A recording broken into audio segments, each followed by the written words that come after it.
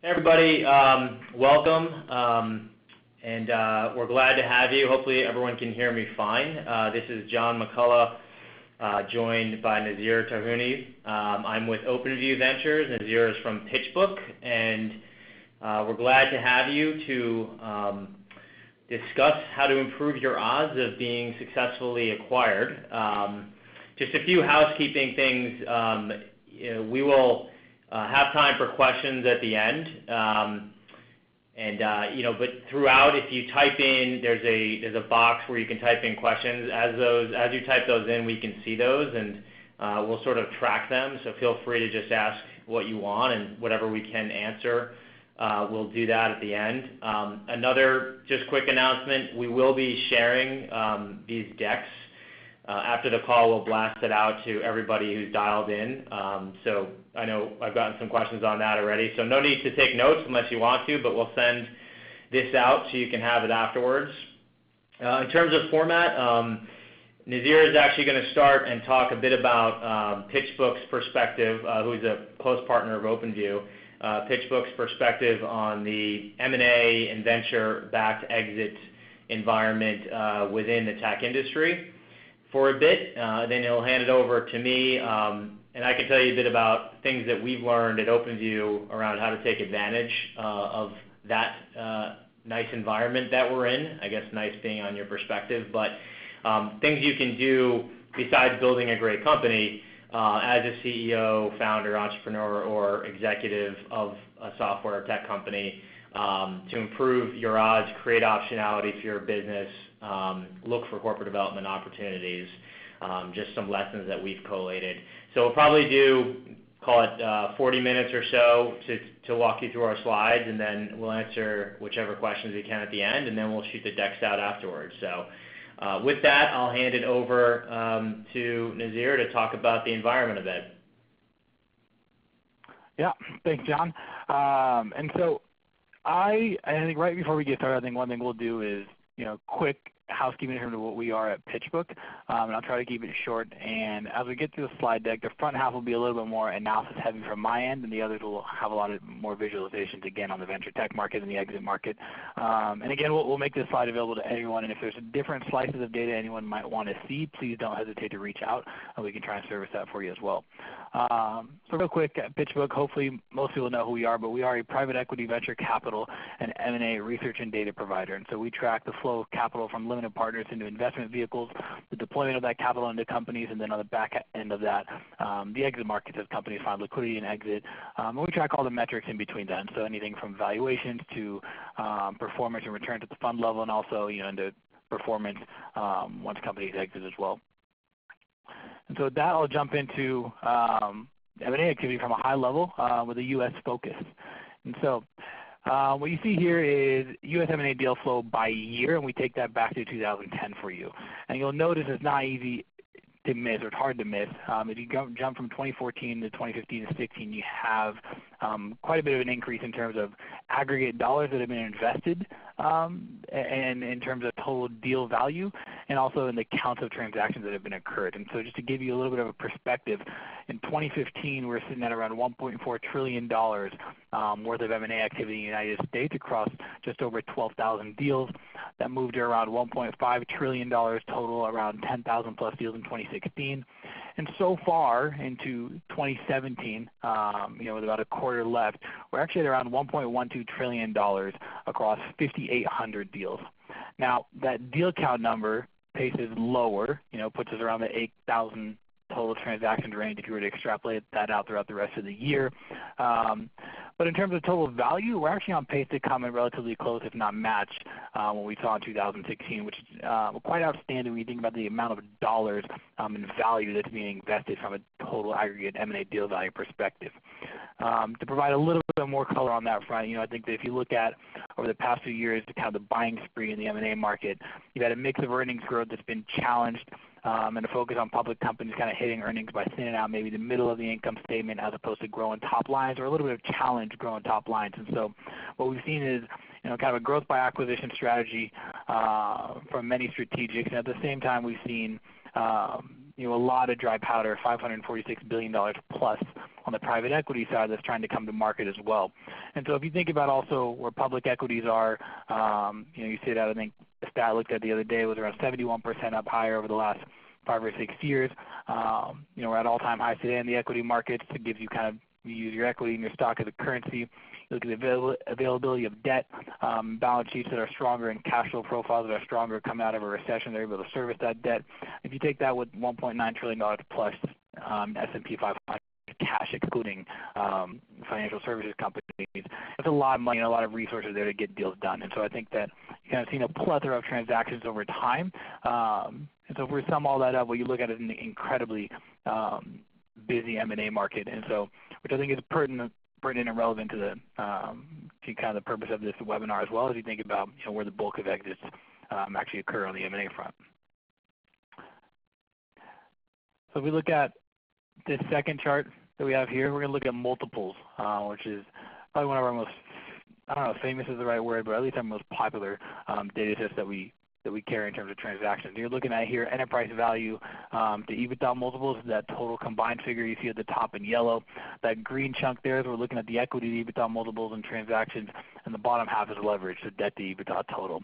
And what you'll see there is since 2010, we've seen multiples rise considerably, almost 2.5 turns, from 8x to 10.5x on total enterprise value to EBITDA. And on the leverage side, you actually have almost 1.5 turns as well if you look at, median debt to EBITDA to 6x right now for transactions. Now, obviously in technology that can be, maybe not as pertinent of a metric in terms of where EBITDA might actually sit for a tech company. But if we look at the general M&A market, and we include buyouts in this as well on the private equity side, we see pricing continue to rise. And I think that a lot of people will notice that from a strategic perspective, having the 3 different methods in terms of available debt or revolvers to do deals, we went through one that was similar like that for ourselves. If you look at the equity and the cash on hand, you can put money to work and compete, but also from a synergistic perspective, as you integrate companies on the strategic side and be able to some of the cost savings on that front, it can make a little bit more sense of paying up on some of these multiples. And again, you look at back to that dry powder figure from private equity with a lot of money on the sidelines that they're trying to put to work as well. We've seen kind of long-dated funds pop up on the private equity side so that they can bid, and they can also bid higher, win deals, and buy a little extra time to service these companies. And so there's a lot of money competing for similar transactions, and I think we'll see that transcend in the tech side as well. But this gives you an idea of where pricing's at today. On the next slide that we have here, we're going to look at median size. U.S. M&A median transaction sizes by type, and we break this out by both buyouts on the private equity side and also strategic acquisitions. And so what you'll see is that they've climbed quite a bit, and a lot of that climb has actually happened relatively recently. So on the strategic side, it's interesting. We go from a $42 million, on the median transaction size around 58, and that jumps on the buyout side as well. Now, I think the bulk of transactions we'll see with some of the similar trends as well that we've seen more kind of come down market into the upstarts as well. But one thing we've seen is money start to put money to work. Deal sizes are climbing, and that goes back to either whether it's larger funds putting cash to work, valuations that are rising that contributes to an increase in deal size, and also strategics looking for deals that maybe could be accretive sooner rather than later, or looking to put capital to work in something they can see results from sooner. And sometimes that means they're buying maybe more mature businesses down the road. But I will realize as well down the road that that's not necessarily the full case, as we see a lot of upstarts who end up on the M&A block relatively early in their life cycle as well. Next chart we have here is we'll look at M&A activity by sector, and this one is simply looking at by total dollars going into different sectors. So you'll notice that light green where you see a B2C market taking the bulk of transactions. We'll see a little bit of a different trend as we move to the next one where we look at this same chart but break that out by actual deal counts.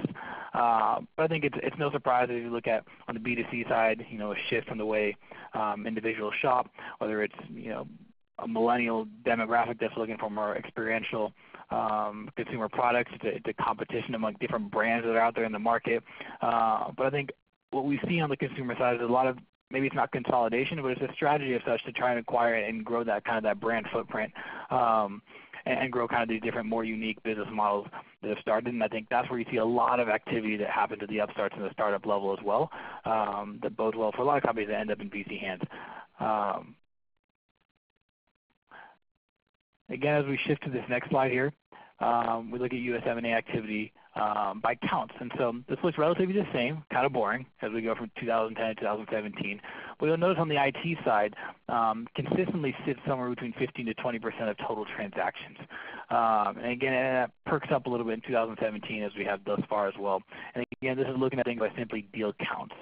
And again, I think that as you look at that uptick in IT, and as we'll see some of the venture trends we look at as well, you look at that a lot of these companies actually end up on the venture side to come to market on the M&A front.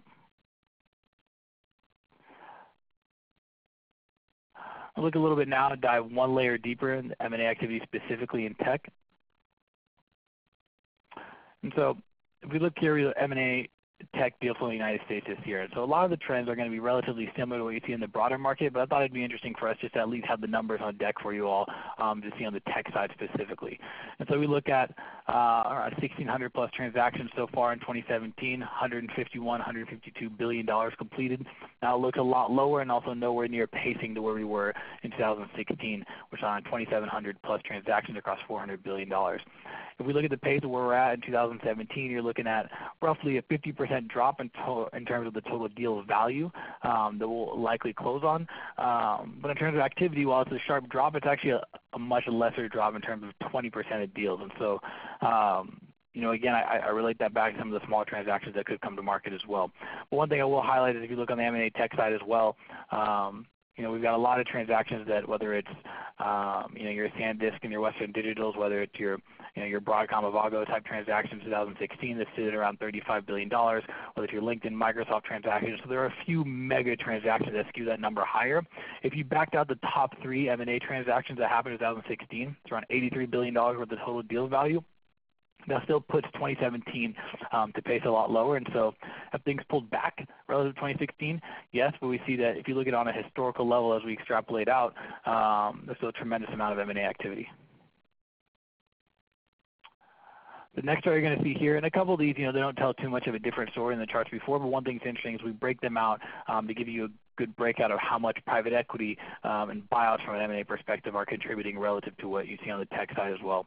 So what we see here is that proportion, on the strategic side, 2014, 2015, really bellied up. But what you saw in 2016 was a lot of private equity interest in terms of being able to put money to work in larger transactions and doing more transformative deals as well. As you see, around $160 billion of that M&A figure in 2016 came from buyouts as well. And if you look at what we see so far this year, clearly strategic acquisitions on that green part still account for more in terms of total deals completed and total capital invested. But if you look at that proportion of private equity deals, it's held its own on a historical basis. And so you look at that, and I think it's important to know that the group in the M&A market, whether it's from financial buyers or strategic buyers, even in technology, whether it's your Vistas, your KKRs who have come to market and look to participate more on that front from the IT side and connected more with the venture ecosystem, we don't really see that they're to leave anytime soon. We think that'll continue to be present. I think it's also important for an entrepreneur as you look to go to market with a company or maybe a private company that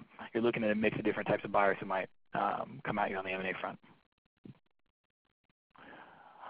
I'm going to shift gears a little bit now and look at VC activity, primarily in the United States and the tech side as well for the most part. We'll start with a high level. US VC exit activity by exit type. And so what you'll see is that dark blue at the bottom, you're looking at total exit dollars by acquisition. And then you're looking at that light green, which is buyout dollars, and that light blue, which is the IPO market. So clearly over time, the trends haven't changed in terms of the bulk of dollars that are going into M&A transaction. I think it's important to accentuate that even on the venture side, is coming from strategic acquisitions in the market. The amount of dollars in there from buyout shops has certainly increased over time, but as a percentage, it still remains a lower amount. And I think just to put it in perspective, if you look at in 2017 alone, around $22 billion in strategic acquisitions of VC-backed exits or VC-backed companies that have exited through strategic acquisitions, relative to the $6 billion that have exited via the IPO market, or $6 billion that have exited via the IPO market, and $5 billion that have exited via buyouts. And so I think that one thing this doesn't take into account is, yes, while we've seen more unicorns kind of IPO this year, and we've seen 5 or 6 or so, whether it's your Blue Aprons and such, and obviously Snap. But this doesn't take into account the market value that's created on the back end of that. We can certainly take a look at that. But if we look at sheer dollars that were raised via these IPOs, it doesn't compare to what you see on the strategic M&A side. So look at this next chart that we have here.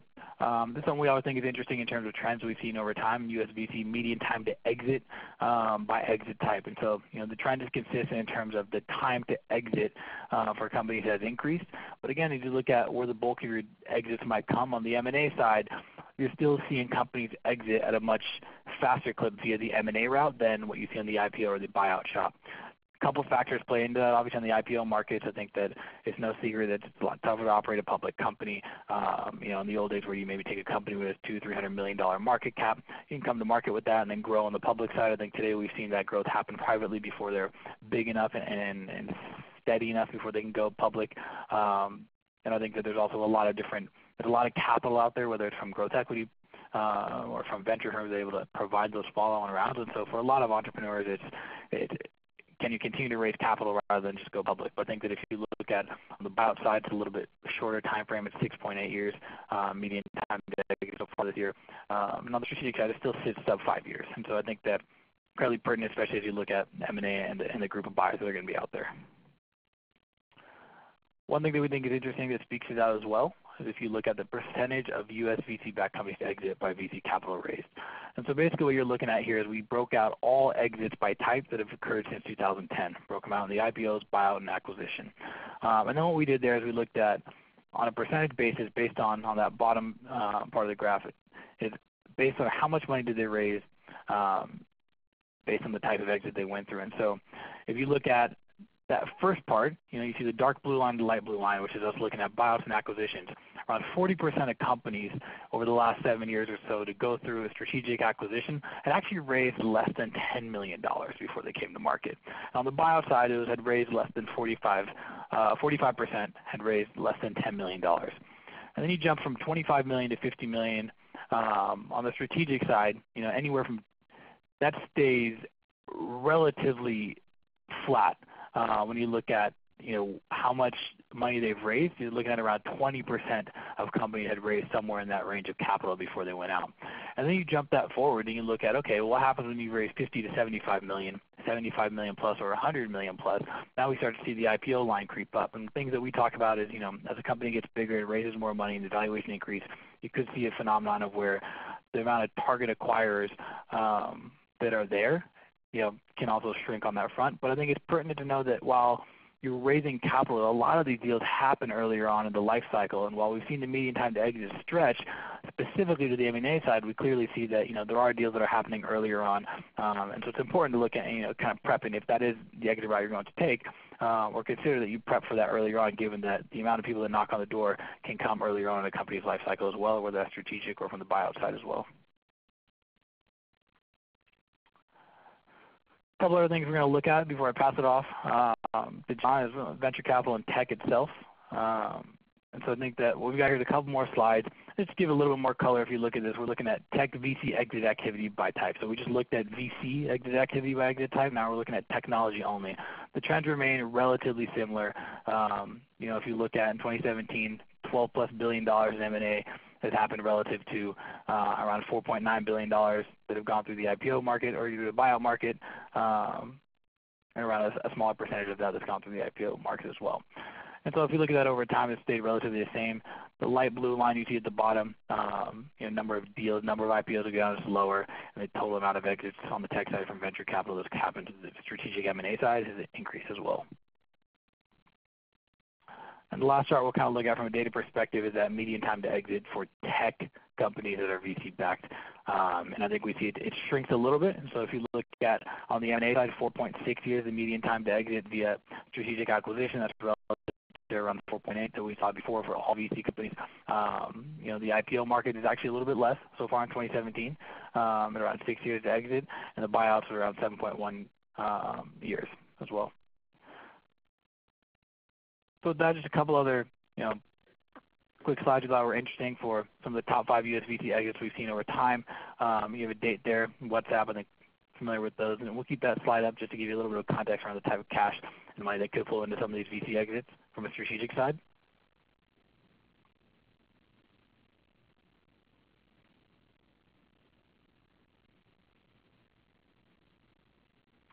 And we break out that same kind of top 5 VC exits we've seen from a buyout perspective as well.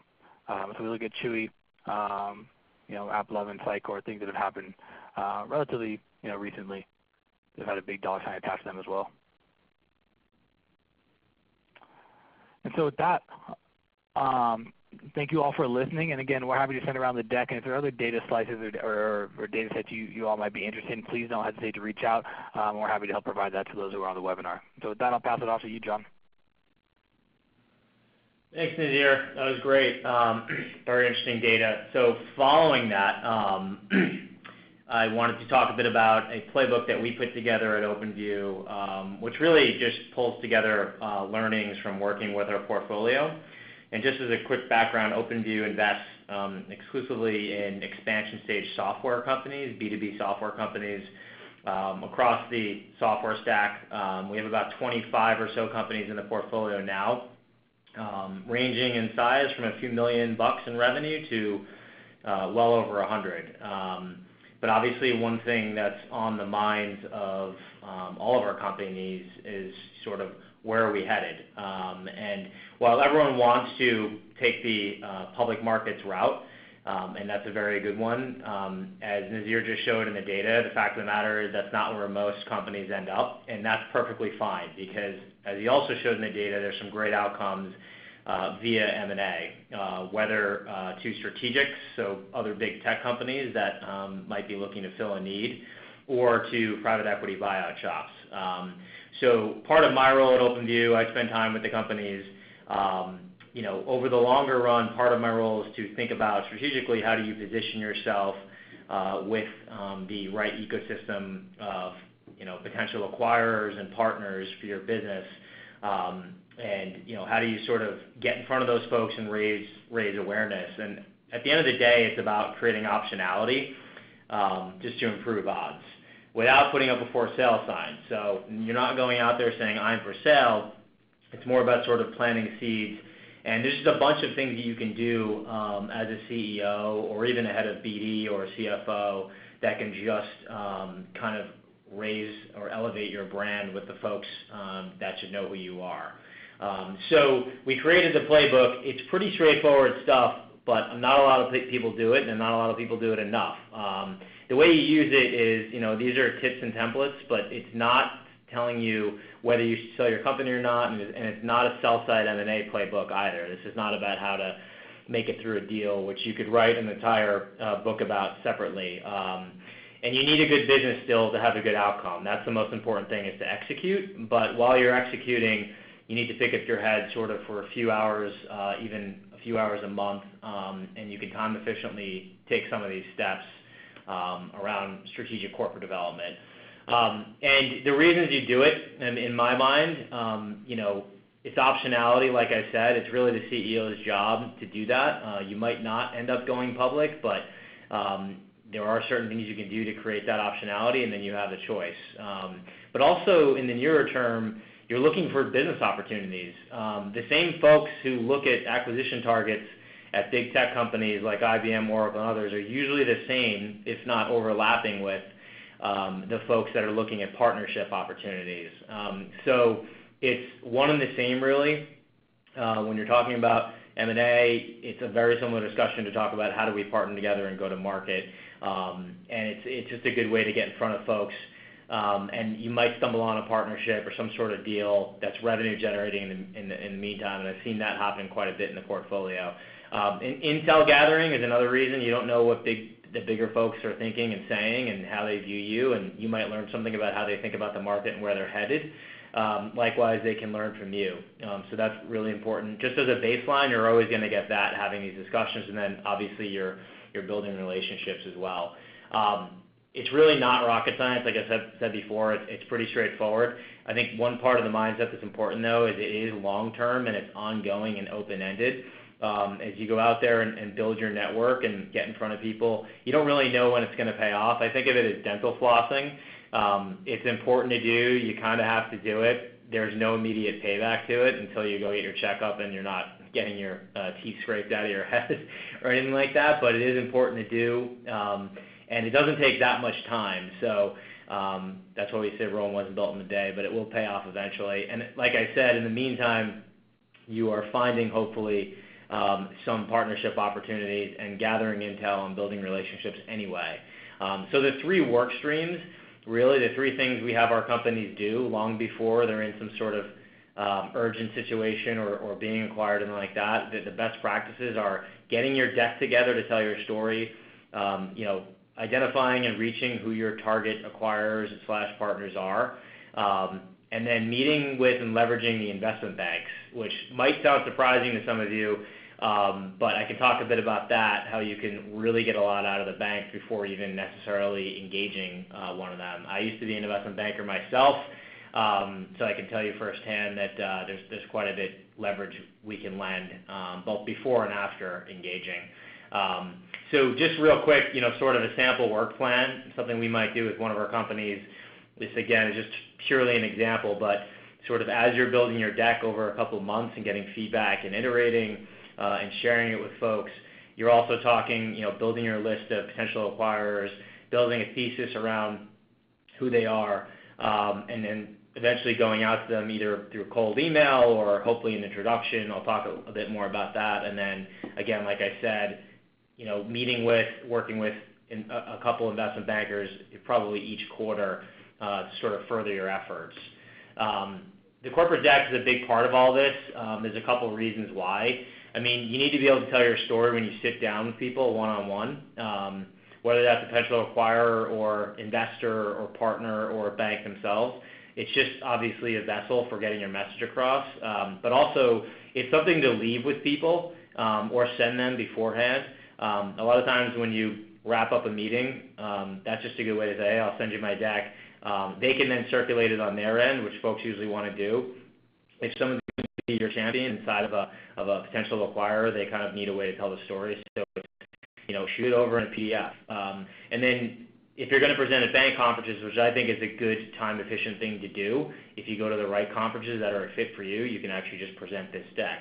And then, eventually, if you are in some sort of a process with an investment bank and running something formal, this can serve as sort of a starting point for more in-depth marketing materials. In terms of building the deck, there's some tips and best practices I'll give you here. It's about telling a story at the end of the day, something that people can sink their teeth into and remember. What problem are you solving? Be descriptive and punchline oriented in your slides. Another thing I'd say is be concise. You probably need 10 to 15 slides for your core deck. You can always add more onto that, but it doesn't need to be really, really long, and it probably doesn't need to be really, really technical either. You can put that stuff in the appendix and save it for a more technical discussion, but have something kind of concise and to the point.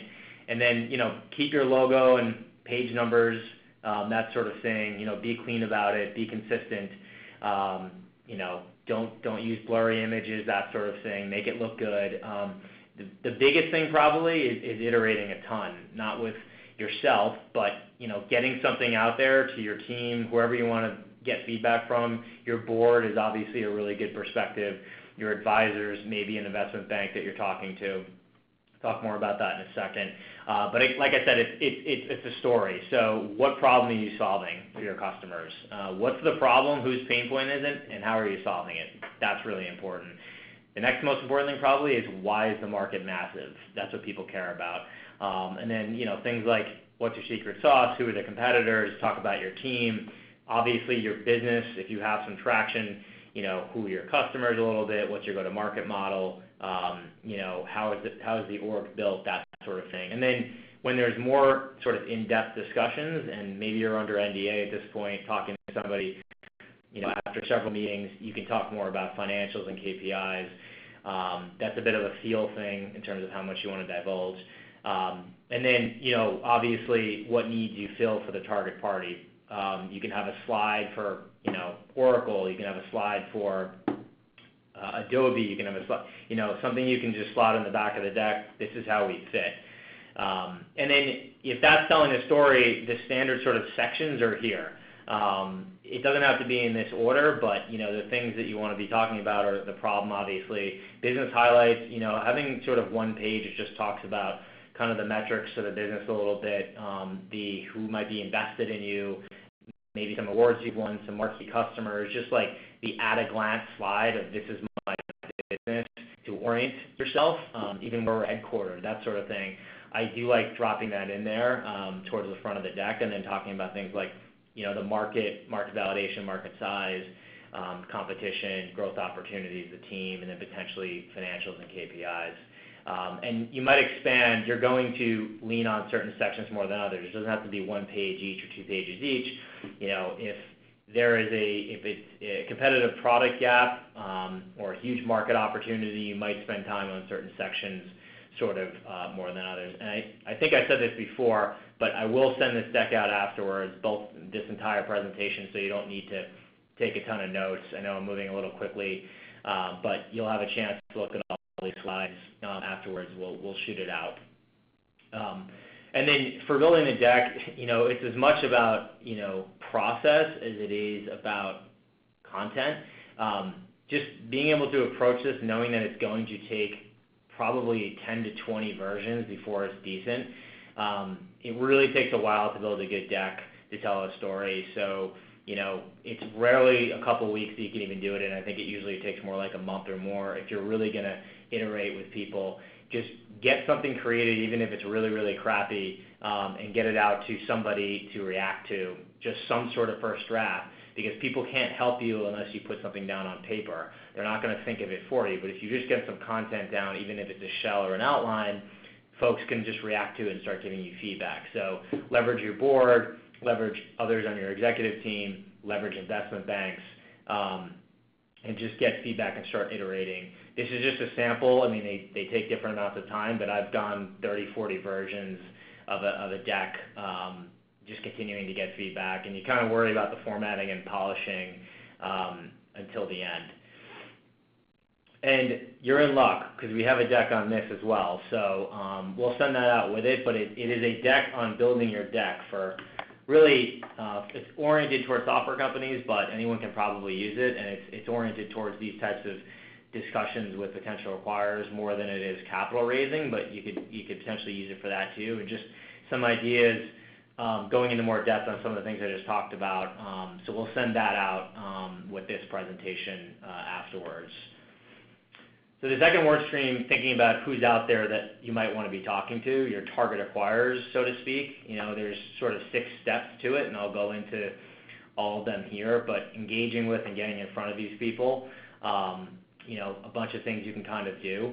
Obviously, you want to identify who they are and prioritize that potential target list. So, I won't spend a ton of time here, but, it ranges. I mean, it could be, I'm orienting this deck more towards dealing with potential strategics and people that can also be partners, but the private equity world is an important one, and they're paying big prices these days. Sometimes they're outbidding tech buyers, frankly, so you can take this deck and build relationships with them as well. They're looking to build relationships 12 months, 2 years, 3 years in advance of doing some sort of deal. But, as you go from PE to technology companies, you're probably looking at better valuation if you fill some sort of strategic or product gap for a strategic buyer. We have Fortune 1000 on here too, because there's a lot of big companies that are kind of going digital. Folks like GE and others that are maybe not traditionally were software companies, but they're buying technology and software. So, if you fill a product gap or some sort of need for those folks, people in the IoT industry, Siemens, others, I mean, there's a million examples out there where non-tech companies are buying tech assets and becoming digital. So think about them as well. But, think about who your universe is and get that list together. That's just the first thing you can do. This is just a quick slide. The likely suspects, it's half the deals out there are getting done by the Oracle, Salesforces of the world. But you've got another huge slice of the pie being done by sort of everybody else. So it's not just them. There's a lot of other people out there doing deals. in terms of thinking about the thesis, you've got to understand why they might want to acquire you. Put some thought into that. Why is it a priority for them? It could be product extension. It could be a new market. It could be moving into a new vertical. They might just want to be acquiring revenue and customers. And then, do they know you? So this is a good point because a lot of companies, a lot of M&A deals happen after some sort of partnership has been in place for a little while. It's sort of like dating before you marry. So another reason to think of this as both a partnership discussion and an M&A discussion. It's de-risking a deal for an acquirer if they're already a partner. They sort of prove the value prop out together. But if you can't partner with them, hopefully you've built a relationship with them over the course of months or quarters or years doing the things that we're talking about here. And then know the organization, know the org chart as much as you can. I'll talk about this a little more, but obviously the spearhead is corporate development or business development. Those groups lead M&A and partnerships, but over time you want to know folks probably within product or running the GMs or even salespeople who can be champions, because those folks, the business folks, the non-corp dev BD folks, they don't execute the deal necessarily, but they are often the champions and thinking about the pieces behind it. So you want to have a lot of touch points is the takeaway there. Track your work, be organized, use a Google spreadsheet or some sort of sharing device with whoever else you're working with, and just track every single company you want to talk to, contact you want to have, and every conversation and dialogue and next, action item. Just be organized about it, even if you want to use Salesforce or something like that. And then set up your meetings. I mean, doing that, there's a lot of different ways. I'll say this though, like I said before, the most obvious group to start with in some of these big strategic acquirers is corporate or business development. Given their mandate, they're doing M&A, they're doing partnership work, folks like that. Some of those groups, though, are more transactional and don't engage until there's actually a deal right in front of them. They're a little less relationship-oriented. Most, though, want to build relationships. They want to have that for a couple of years, and they will shepherd you, if you're interesting to them, into the GMs and the product folks to get their take as well, and that's how you develop those relationships. So it is usually a good starting point.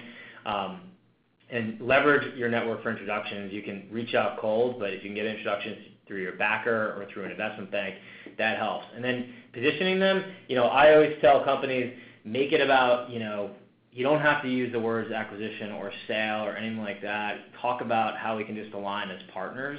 Look for some sort of go-to-market angle first and foremost. Can we partner? That's a great way to just start the conversation. If not that, just trading notes, getting smart on the space. You're in this space, I'm in this space. What can we learn from each other? It's classic networking 101, and folks want to talk to other smart people that are doing similar things. And over time, it may turn into some sort of M&A dialogue, but that's how I usually, start the conversation. I won't go too far into this, but, we give our companies templates, so that'll be in the deck in terms of ways to outreach, either as from a, cold perspective or from a warm perspective with an introduction. And then running the meetings, you want to think about, what do I want to get out of this? And it's a couple things, like I said, but understanding what the other side cares about in terms of priorities. How do they think about doing deals and partnering or acquiring? How do they make decisions? Who are they? Who makes the decisions? And then explaining, obviously, your story, your value proposition, how you might fit with them, and then walking away with next steps. Maybe that's a follow-up meeting. Hopefully you're sending them your deck. You want to structure the meeting in the obvious way, sort of introductions. Let me tell you my story. I'll tell you you tell me your story. And then just other things I said before, it's up to you when you want to disclose some financials, whether under NDA or not. But hopefully you can just give them a sense of the size of your business in the first discussion, even if that's just telling them how many employees you have. And then, use LinkedIn to research who you're talking to and who they report to, and just orienting yourselves sort of within the organization, just so you know where the other side sort of sits. And then nurturing people is really important as well. Circulate your deck afterwards. Try to follow up with emails and things like that. Think of it as sort of a drip campaign. Send an email every month with an idea or a news article you saw, just anything to stay in front of these folks. You don't necessarily have to meet with them, but just something to keep you top of mind if there wasn't an immediate action item coming out of the first meeting. And then hopefully you're meeting with them once a quarter to share ideas, whatever it may be, but it's classic sort of top of the funnel management. with these folks. So the investment banks, I'll talk about this for a bit, and really it's how do you leverage them to do sort of the first two things I just talked about, which is get your deck together and get in front of potential acquirers. The banks can be helpful in, as a means to those ends. And you can get them working for you long before paying them anything. And apologize to any of my banker friends, but they can be really, really helpful for free. It's pro bono work. And the landscape is a big, complicated one. I'll talk about that a little bit more in a second. But you have small banks, boutiques that specialize really just in M&A for smaller companies, maybe enterprise values below $100 million or something like that. At the other end of the spectrum, you've got big bulge brackets like Morgan Stanley, JP Morgan, Bank of America that are dealing with very large privates that are going public or selling them for very large valuations, many hundreds of millions of dollars. And they offer more services than just M&A. They offer public capital market support, research, that sort of thing. But there are reports out there like 451 and others that sort of map this for you. And, thinking about banks, who do you want to go talk to? Ones that have sold companies similar to yours and advise peers or competitors. Ones that make sense in terms of, the subsectors they're really good at, if they've done a lot of deals in your area. Some are better at marketing tech, some are better at infrastructure, et cetera. Some do, certain size deals like sub 100 million in enterprise value. Others do bigger deals. So just sort of finding fit. And you can leverage, different research databases and things like that, and your venture backers and others to find out who's who. And then, obviously, if they're recommended to be very good people and a cultural fit, that's really important too. So you want to sort of get warm introductions to banks. Here, build relationships with the ones, it's sort of a two-pronged approach. There's a long-term objective of building relationships with them so that you can find one or two that you might want to actually work with on a deal eventually, but the nearer-term objectives are, there's sort of four things. Give them your story, and they will tell it for you. I call this free viral marketing, but investment bankers are like bumblebees, and they're sort of pollinating all day, every day, trading in information, planting seeds. What you tell them, they will go tell other people, like the big strategic acquirers out there, and they'll sort of spread your story. So tell it how you want to tell it. They'll repeat it. It's a hard thing to measure, but it happens. Get pro bono feedback on your deck and positioning. They'll give you a reaction to how you're telling your story. Get market and acquirer intelligence. They're a great source of information, sort of the reverse of the first point. And then introductions. They're really good at making introductions. If you can't get one from your venture backer, try getting one from an investment bank. Ideally, you can get one from a friend or a mutual colleague, but banks can make introductions as well. Conferences and events are pretty good. I think these are undervalued. It's a way to get a lot of eyeballs in front of your companies. So, there's speaking slots at most investment bank conferences. There's also prearranged one-on-ones. And some banks are very good at setting those up, even facilitating them. You can sort of pick who you want to meet with ahead of time. And there's a couple dozen bank conferences every year. I'll show you a list of the ones that our companies go to. But, try to do one or two a quarter. It's not that big of a time sink. And if you can get a speaking slot, you're getting a couple hundred people looking at you and hearing your story. And the people that attend these conferences are large acquirers, private equity shops, et cetera. And it's a pretty time-efficient way of getting the word out. We send our companies to sort of a dozen of these more private company-focused events. There are bigger events like JP Morgan, Morgan Stanley, others that are more oriented towards the public markets. The analysts show up to those, things like that. But these ones are a little bit more oriented towards the privates. And then I won't spend a ton of time here, but if you're going to hire a bank for a formal process, say you've gotten an offer or interest from someone to acquire your business, and you want to leverage it to go out to others to see if you can create some competitive dynamics, or, for one reason or another, it's time to really go actively try to sell the company, you hire a bank to do that. There's a bunch of reasons why, but in short, it's a ton of work. They'll prepare marketing materials for you. They'll prepare a buyer list, and then take your company out to market and go to a lot of people and tell your story. And then they'll manage and negotiate the deal for you, which is a ton of work, as I mentioned at the beginning. And then it's a multi-step process for actually selecting a bank. I mean, you want to have a couple that can come present to your board and sort of quote-unquote bake off to your board. and you've built those relationships hopefully over the course of many quarters before, so that you know who they are and that they'll show well to your board. And then, do reference calls, get an engagement letter from the bank which outlines the terms that they want to work with you on. Negotiate those terms. They're always negotiable, and then you make a selection. And the terms that banks talk about, there's several that matter, and I'll just touch on a couple. Most will work under some sort of retainer while you're working with them. That's to sort of compensate them for the opportunity cost of working with you. It's anywhere from $10K a month to $50K a month, or maybe it's $50K over 3 months or something like that, but some sort of double-digit retainer to just while they work for you in case there's no deal. Most of their fee, though, is a success fee. It's probably a minimum of $1 million to sell most companies, and that percentage, it scales as a percentage of the deal value usually, so that their incentives are aligned with yours, but all of this is negotiable. There's a tail period as well, so if they stop working with you and a deal doesn't happen, usually for a year after that, they still get paid if any deal gets done with anyone that they talk to, even if they don't do the deal with you. So the tail period, the length of it is an important thing to negotiate as well. So just wrapping up, mindset is huge. Don't give up. It takes a lot of touch points. I mentioned corporate development being an important one. They are usually the logical starting point, but remember that corp dev teams vary in shape, size, and mandate. M&A is always a part of it, but some of them also do strategy, some of them do partnerships, some of them do strategic investing.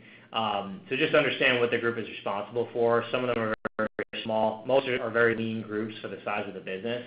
But find corp dev folks that will sort of shepherd you into the business, get in touch with the GMs and the business people that can be champions for you eventually because they need to sponsor the deal.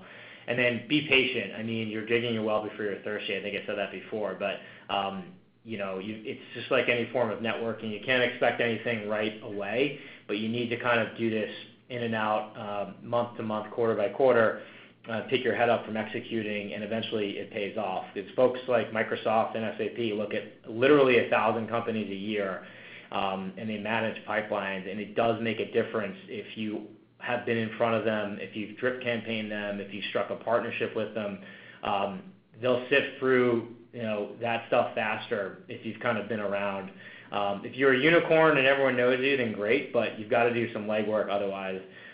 We've seen it time and time again, and these companies want to build relationships. They don't just want to hear about you for the first time from an investment banker running a process. They want to know about you sort of far in advance of that. So that is the end of my section, so we went a little bit more than what I said.